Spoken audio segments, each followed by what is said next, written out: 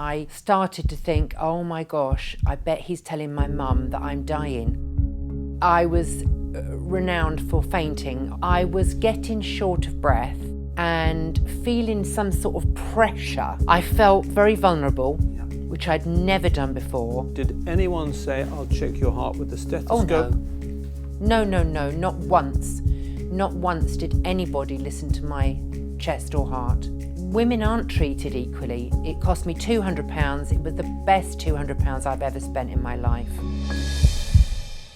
Hello, my name's Michael George and welcome to another edition of the Pioneering Patient Podcast in partnership with Heart Valve Voice, the UK's dedicated heart valve charity.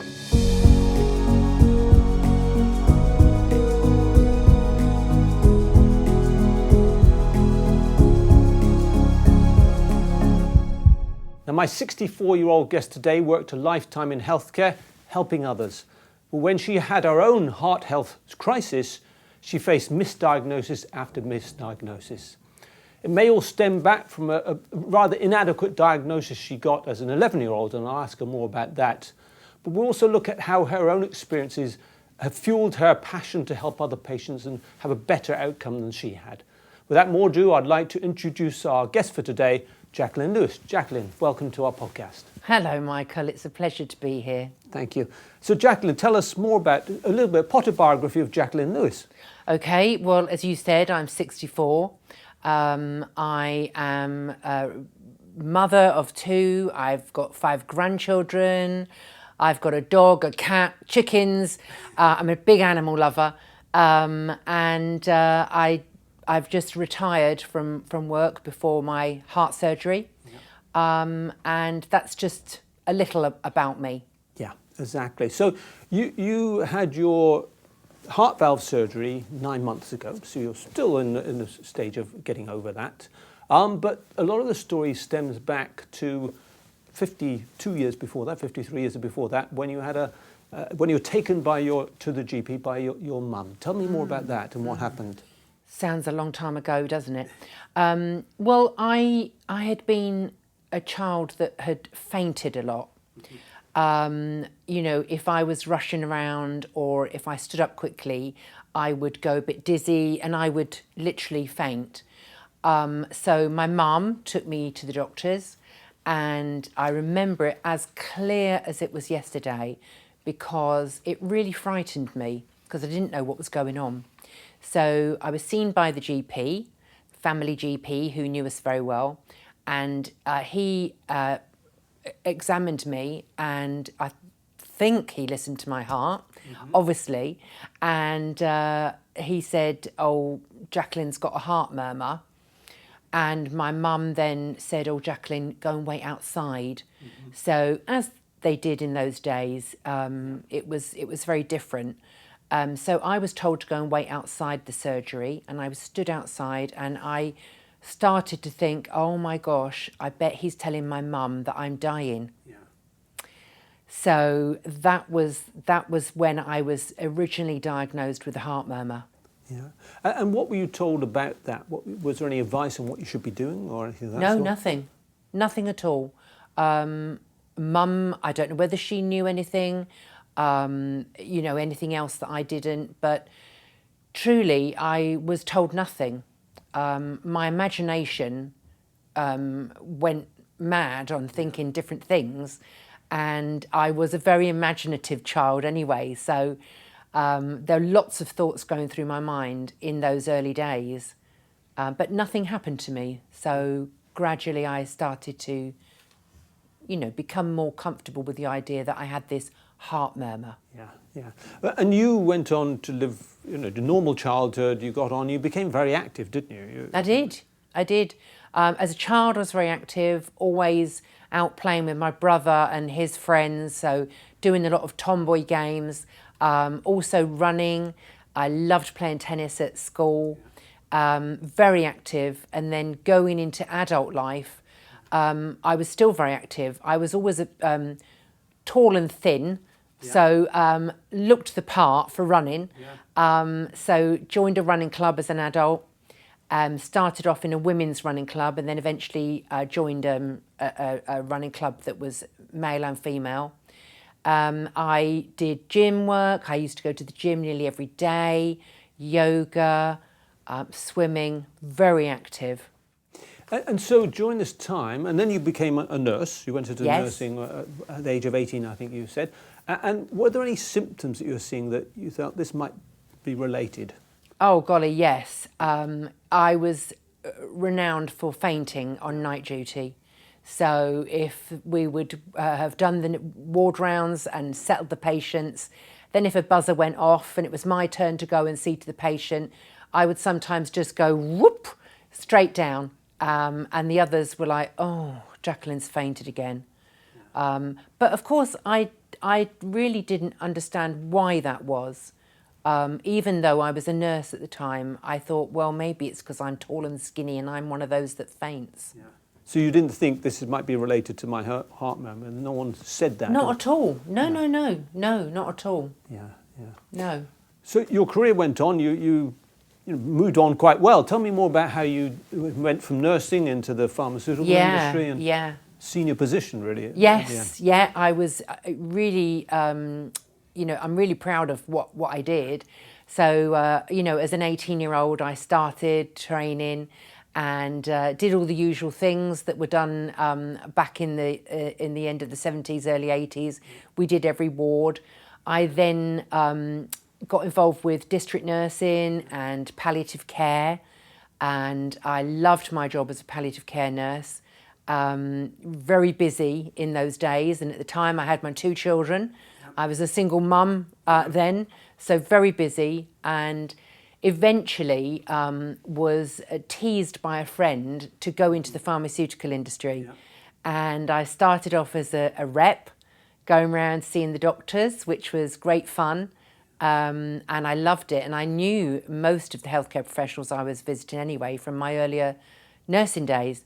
And eventually I ended up as Director of Ethics and Compliance at a top 10 global pharma company, which was great. Yeah. So you're in a really senior position, you're doing very well, but then some symptoms come up, things get more difficult. Tell me more about how this is happening. Yeah, well, it was really strange how they seemed to come about almost suddenly and took me by surprise. I was getting short of breath and feeling some sort of pressure in my chest area.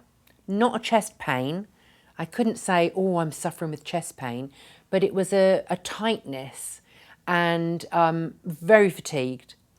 And the symptoms really started to come after I'd just lost my mum. She'd died in hospital. I'd been looking after her. And so I took a little bit of time off work just to, go through that grieving process. And I'd been rushing around like anything during those couple of years with mum being poorly.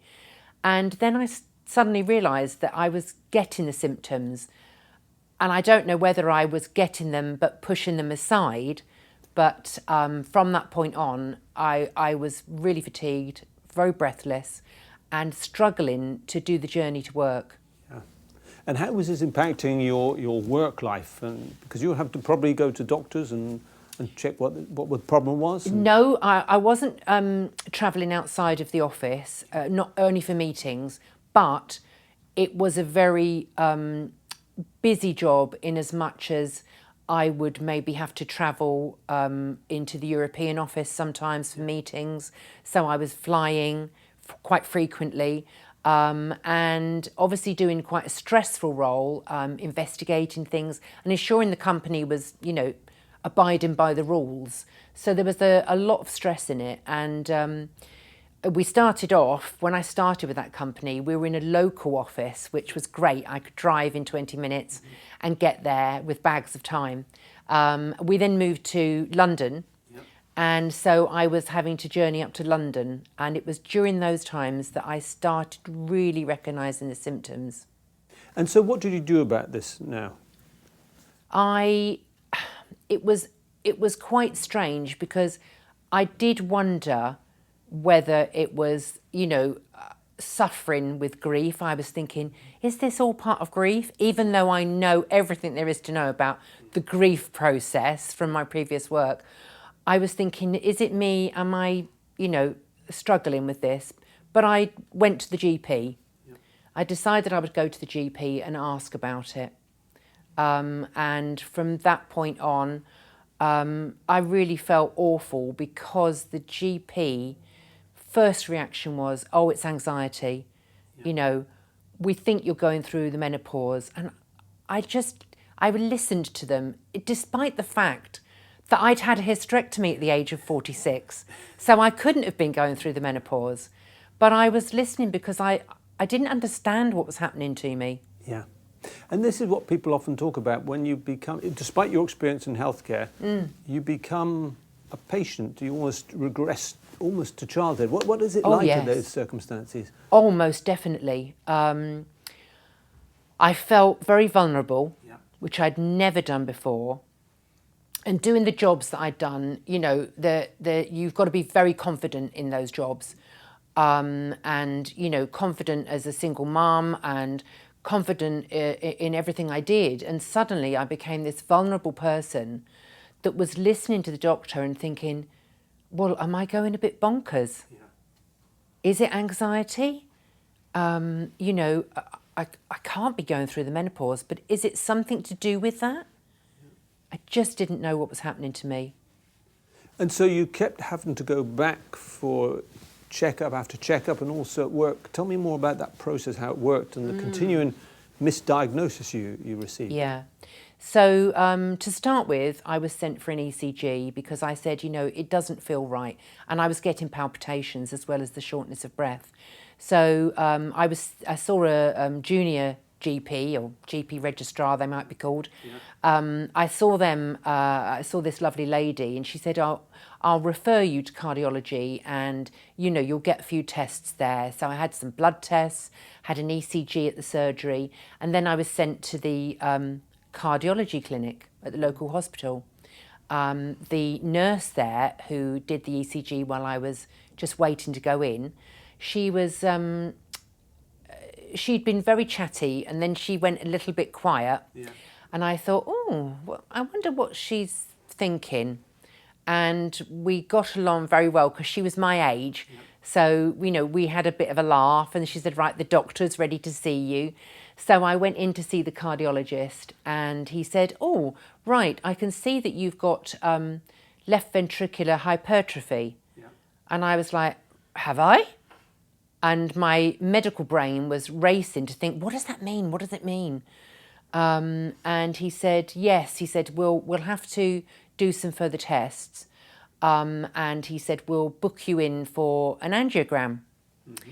So I went home and thought, oh my gosh, this sounds like something's actually happening to me now. Yeah. And I informed work and my boss was very understanding. And said, you've got to get tested, whatever you need, we're behind you. And so I went for the angiogram. I was very poorly on the day of the angiogram. My pulse was in the low 40s, which is very low. Yeah. I felt really weak. I felt faint. But the clinicians carried on with the angiogram. Yeah. And I just felt so awful. My partner had to help me out to the car that day afterwards. I really felt very weak. And from then on, I was feeling a couple of weeks where I just felt awful.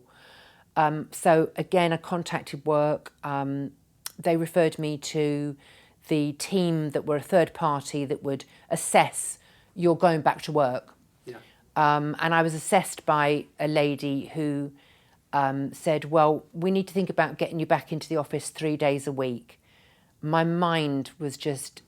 I thought, I can't go to the station 3 days a week. That's how bad it was. Yeah. And so from here, what happened next? Because in the end, work became almost impossible for you. Yes, yeah, it did. I used to arrive in Paddington Station in London and I would have to cross over a bridge to get to the office. It wasn't a long walk, but had to go up over a bridge. And I would struggle going up that bridge. And I remember one day I'd got to the other side and I was pretty much gasping and thinking, am I having a panic attack or something? Because I couldn't work out what's going wrong. And I bumped into my boss. And of course she greeted me, "Morning, Jacqueline."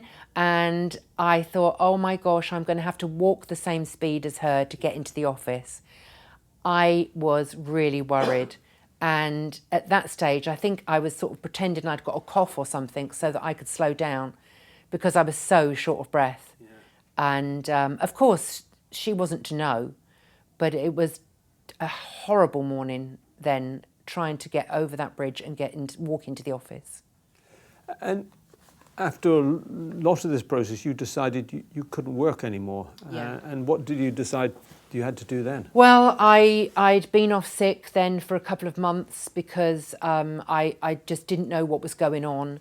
After the angiogram, a cardiologist had said to me, "There's nothing wrong." So I was told there was nothing wrong with my heart. And so again, it was this anxiety, your age. I just didn't know how to cope.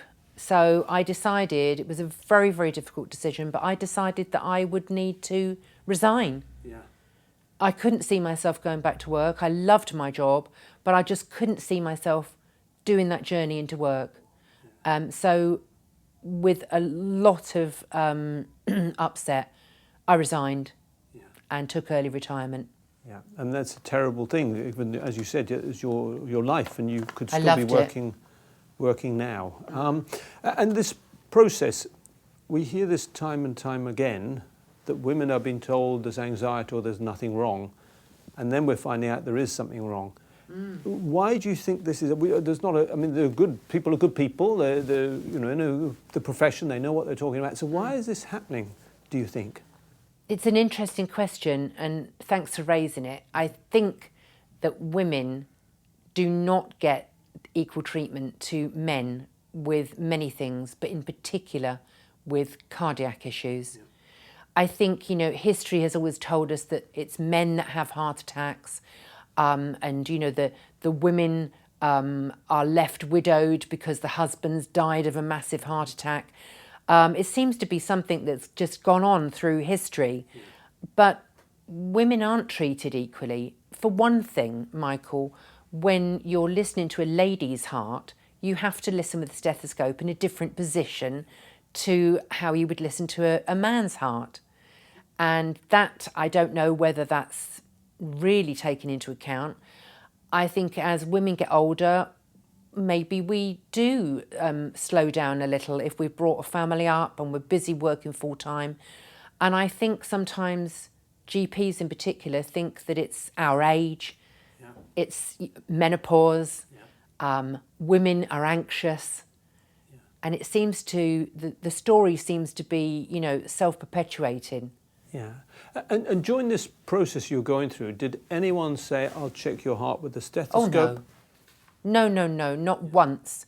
Not once did anybody listen to my chest or heart. And did you bring up the fact that I was diagnosed with a murmur, or? I did. I told the doctors, that I had a murmur. And in fact, over the years, I'd had many surgeries because I'd had different surgeries on my ankles because of my running. It turns out I was hypermobile, so lots of things going on. And I had a total abdominal hysterectomy. Each time I'd said, I've got heart murmur. Do I need an ECG? And they would quickly do an ECG. No, nothing's wrong. Nothing's wrong. You've probably grown out of it. Nothing's wrong. So when I went to the GP each time with the shortness of breath and the fatigue, I didn't actually think about saying, "Can you listen to my heart?" Because as you mentioned earlier, I went into that child mode, the vulnerable mode, the patient mode. And now with your experience of working in healthcare, your experience of going through this difficult process, say if the Secretary of State for Health invited you onto a task force about improving women's cardiac health and diagnosis and treatment, what advice would you be offering now based on your experience? What would you say should be changing? I'd love to be asked to go on a task force. It would be good. I think one of the things that would be first on my agenda is early diagnoses, and that would be using stethoscopes. There's the need for a campaign. GPs need to be reminded, GPs are great and they're busy people, but when a lady goes in, very often they might be going with a female problem. And so maybe they just think, oh gosh, it's a woman coming in again saying they've got, palpitations or something. I think that early diagnosis is so important. Stethoscope training so that people know where to listen to a lady's heart. And really just being more aware and listening to what the woman is saying. Yeah, absolutely. So you retire. Yeah. Against your best will.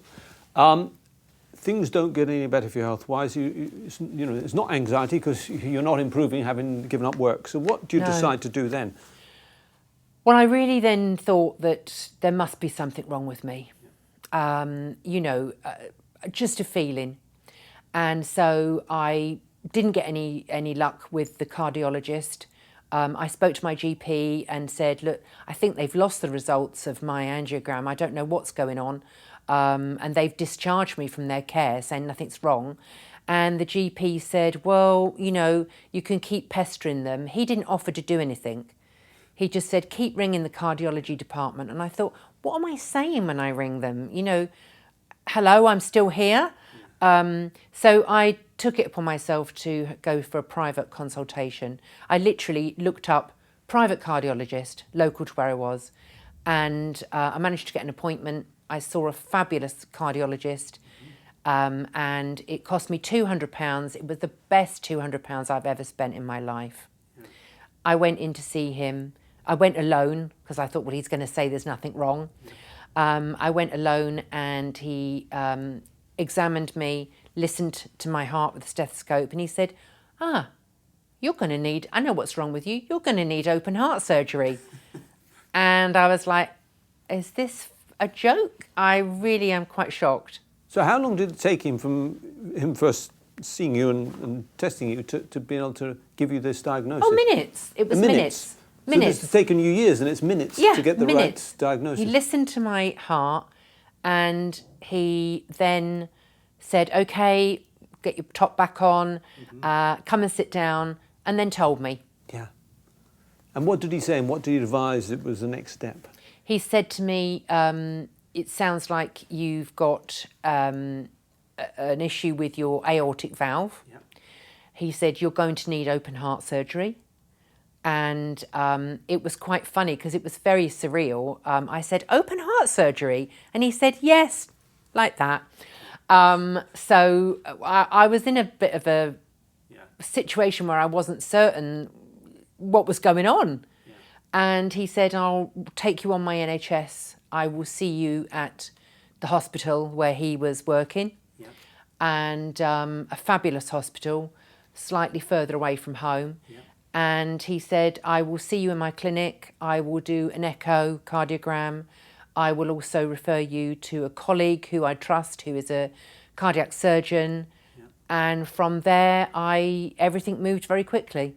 And so how did you feel in a way? You'd waited and waited and waited and got misdiagnosed. Then you're told you're going to need open heart surgery. It must be sort of a relief, and is there fear about what's next, or just relief in that you now know? It was sheer relief. Yeah. When I got to the car park after speaking to him, I got my phone out and I rang my other half and said, I've got to have open heart surgery. And I can't remember what he said. And I remember driving home thinking, I've got to have open heart surgery. Why? Because it was just such a shock, but a huge relief. And I felt like I wanted to tell everyone. I wasn't making it up. It wasn't anxiety. It wasn't anything to do with the menopause. I've got a heart problem. Yeah. And it was real. Yeah, and this goes back to your diagnosis at the age of 11. I don't know if I'll ask you about, did you put two and two together? Because you were diagnosed with a bicuspid aortic valve, which means there are 2 leaflets rather than the normal 3. Yep. Did that come into that conversation? Did you suddenly realise this has been the problem all this time? Yes, I did. Yeah. It was just as if my life actually became real. Yeah. And the vulnerabilities I'd felt over the years, particularly through teens and teenage years, I was always thinking that I was going to have a heart attack because of this thing I'd been told but didn't understand it. And it all became clear. And when I got home, I was telling my family, you know what happened when I was 14? And do you know what happened when I was 16? And telling them things that happened to me that were because of my aortic valve. And I didn't know. No. And how do you think, if you'd have, at 11, been in that room and told what the issue was, maybe a bit young, or the GP had said, this is what you need to do this over the next year, how do you think your life would have changed? And all those sort of things which could have been happening differently if you'd have been properly diagnosed. It's a difficult one, but I think that it would have changed because I wouldn't have been worrying. So I probably was anxious in my early years and didn't know what was happening. When I would stand up in assembly at school and faint and look a right, Nana, as they would say, oh, she's gone down again. If people had known, maybe, it wouldn't have been frowned upon. I particularly suffered when I was swimming at school, and the swimming teacher used to be saying, come on, Jacqueline, you need to do a mushroom where you would go underwater. And I would always nearly faint in the water. I would come up gasping and be very dizzy. I wouldn't have done all those things. And, I would have been able to say, actually, I can't do that one, but I can do this. And my mother would have been able to, not take more care because she looked after us all wonderfully. But had she have known, I think she would have pushed for more information. She didn't understand what was wrong. Yeah, exactly. And so, going back to your story, which is now looking much better, and there's a lot of discussion, especially with Heart Valve Voice and other patient groups, about shared decision making. And I think you had a pretty good experience of that because you had a choice of valves, mechanical or tissue. Tell me about how that worked for you. I had an amazing consultation with the surgeon. I took my son with me. And, so that he could listen, and my other half wouldn't have been any good, but my son was able to listen and ask questions that I might forget to ask. And the surgeon was just fantastic. He told me exactly what would happen, and he said, right, now we have to decide which valve we're going to use. And I was thinking, well, I think you should decide that. You're the surgeon. And he said, no, we decide that together. And he described everything about the 2 individual valves that he was telling me about. And the one big decision maker for me was that if I had a mechanical valve, I would have to be on warfarin. And if I was to need a replacement valve, they would probably need to do our open heart surgery for a second time.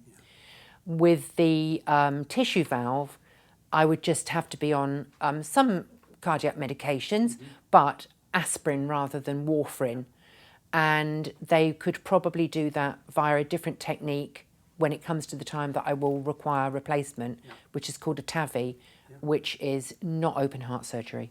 Absolutely. And the valve, because at 63, as you were, you're relatively young for a heart valve patient. Thank you. So exactly. Young, definitely, for sure. But the valve you're having, what's good about it is that it's more durable than previous tissue valves, and this is why you're able to choose it. Is that right? Yeah, absolutely. Absolutely.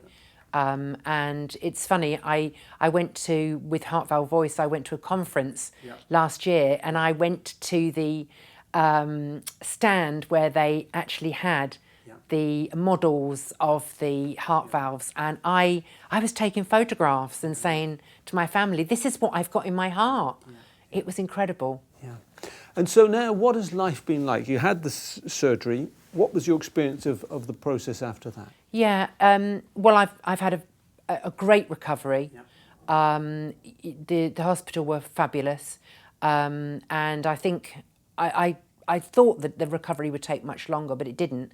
I was out and about already doing a talk to the company that made the valve that I have. I was doing a talk 5 weeks after surgery.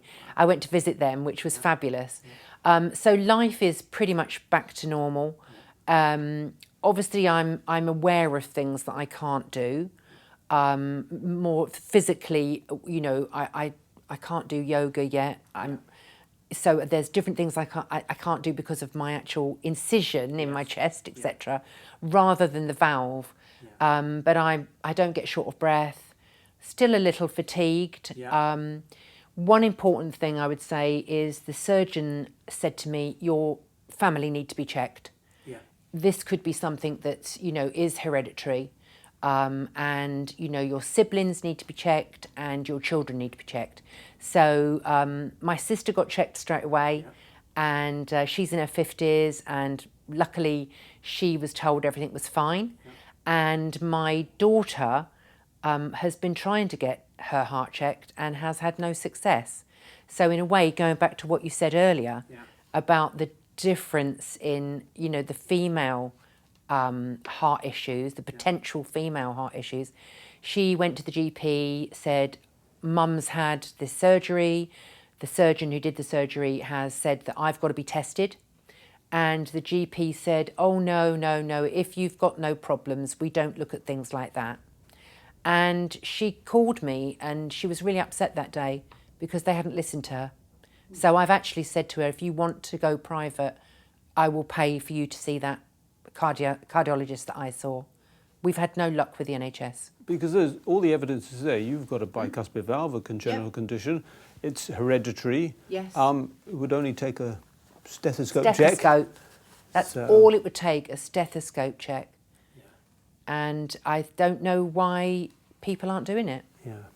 And if we could discuss, you know, you're a very open, bubbly personality, easy to get along with, but you've gone through a difficult process. So alongside that, you're frustrated, you're angry with what happened. Tell me more about that and what's that motivating you to do? Well, to be honest, I lost a lot of self-confidence with the misdiagnosis, being told that it was anxiety, you know, being told it was because of my age.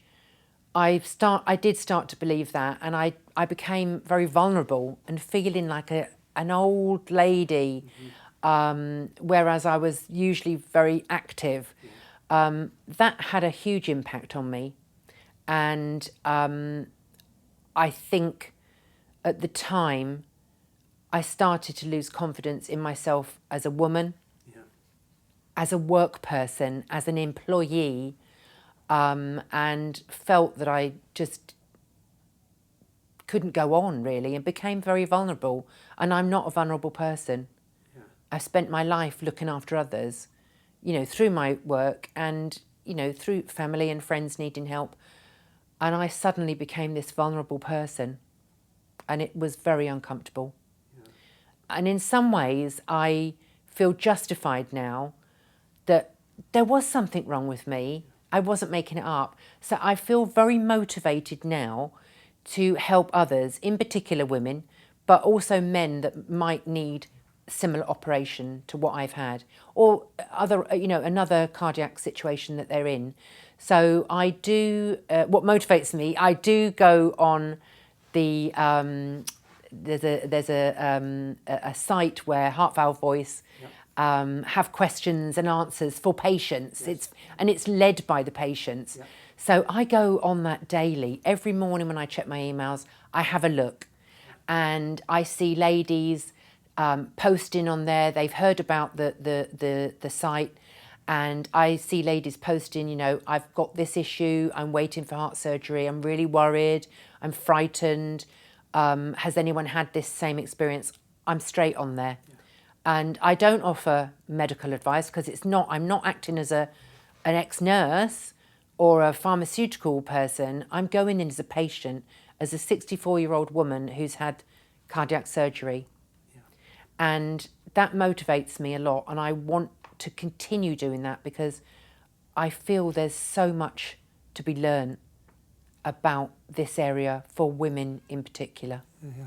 And I think that's important because, and I'll come to this in a minute, patients want to hear from other patients. You may have had that, but for anyone going through this, it's important for them to know that the Heart Valve Voice has a community where there's support from people like you who have that lived experience. They're looking for that lived experience, as well as the medical advice which they get from the doctors. So tell me more. How would that useful would that have been to you going through that process to be able to contact Heart Valve Voice? Or yeah, if I'd have known what was wrong, I would have definitely used that, because it's such a good community on there. It's not scaremongering.